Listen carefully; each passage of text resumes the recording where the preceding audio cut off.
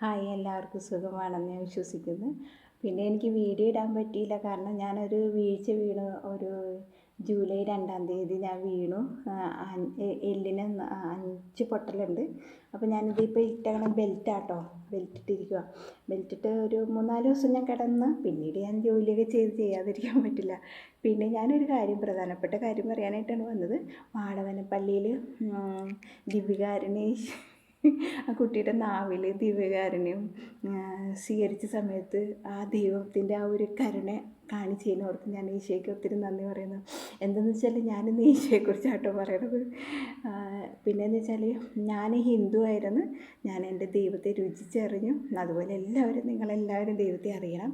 ഇതൊരു വലിയൊരു അത്ഭുതകരമായ ഒരു ഇതാണ്. ദൈവം നമ്മളെ അത്ഭുതം എന്ന് വെച്ചാൽ ദൈവം തന്നെ ഒരു വലിയ സ്നേഹമാണ്. നമുക്ക് ഈ ഭൂമിയിൽ ആരെല്ലാം നമ്മളെ സ്നേഹിച്ചാലും ഒന്നുമല്ല കേട്ടോ. ഏറ്റവും കൂടുതൽ സ്നേഹം അനുഭവിച്ചറിയുന്നത് ദൈവത്തിൻ്റെ സ്നേഹമാണ്.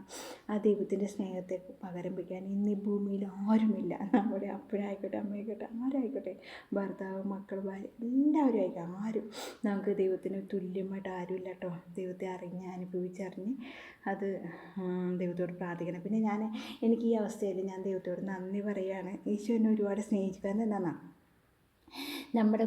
നമുക്ക് വീട്ടിൽ കുഞ്ഞുങ്ങളുള്ളപ്പം നമ്മുടെ കുഞ്ഞുങ്ങൾക്ക് വയ്യാണ്ടാകുമ്പോൾ ഏറ്റവും കൂടുതൽ നമ്മൾ ശ്രദ്ധിക്കുന്ന കുഞ്ഞുങ്ങളെയാണ് എന്ന് പറഞ്ഞിട്ട് എൻ്റെ ദൈവം ഒരുപാട് ശ്രദ്ധിക്കുന്നുണ്ട്. ഇപ്പോൾ ഞങ്ങളൊരു താഴ്ന്നൊരു വീട്ടിലാണ് കിടന്നയച്ചത്. 1000 രൂപയുടെ വീട്ടിൽ ഞങ്ങൾ വാടകയ്ക്ക് കിടന്നയച്ച്. ഇപ്പോൾ ദൈവം ഞങ്ങളെ ഈ 5500 രൂപയുടെ വീട്ടിലേക്ക് ഞങ്ങൾ നിർത്താനൊക്കെ ഞങ്ങൾക്ക് ഭാഗ്യം. അതൊക്കെ തന്നതെല്ലാം ദൈവമാണ്. എല്ലാ നന്മയും ദൈവത്തിനുള്ളതാണ്. അതുപോലെ തന്നെ ഞാൻ നിങ്ങൾക്ക് എല്ലാവർക്കും വേണ്ടി പ്രാർത്ഥിക്കുന്നു.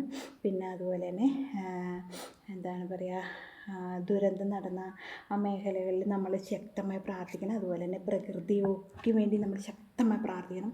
അത് നമുക്ക് ആവശ്യമാണ്. അവിടെ പ്രാർത്ഥന വലിയൊരു നിധിയാട്ടോ. അതും നമ്മൾ മറക്കരുത്. ശക്തമായി അവർക്ക് വേണ്ടി പ്രാർത്ഥിക്കണം. പ്രകൃതിക്ക് വേണ്ടി നമ്മൾ പ്രാർത്ഥിക്കണം കേട്ടോ. നമ്മുടെ പ്രാർത്ഥന ഭയങ്കര ശക്തിയാണ്. നമ്മുടെ പ്രാർത്ഥന ഒരു തൂണാണ്. അതായത് നമ്മുടെ വീടിനൊക്കെ ഒരു തൂണുണ്ടായാലല്ലേ അത് നമുക്ക് പിടിച്ചു വെക്കാൻ പറ്റുള്ളൂ. നമ്മുടെ പ്രാർത്ഥന അതുപോലെ ഒരു തൂണാണ് കേട്ടോ. ശക്തമായി എല്ലാവർക്കും വേണ്ടി പ്രാർത്ഥിക്കണം. നമ്മളെ പോലെ വിഷമിക്കുന്നവർക്ക് വേണ്ടി ഒക്കെ പ്രാർത്ഥിക്കണം കേട്ടോ. ഓക്കെ, ഇത്രയേ ഉള്ളൂ എൻ്റെ വീഡിയോ. ഇന്നത്തെ ഇഷ്ടമായെങ്കിൽ ലൈക്ക് ചെയ്യുക, ഷെയർ ചെയ്യുക, ഓരോ മക്കൾക്ക് അയച്ചു കൊടുക്കുക. വിശ്വാസം ഉണ്ടാകാൻ തമ്പുരാൻ നിങ്ങളെല്ലാവരെയും സമൃദ്ധമായി അനുഗ്രഹിക്കട്ടെ.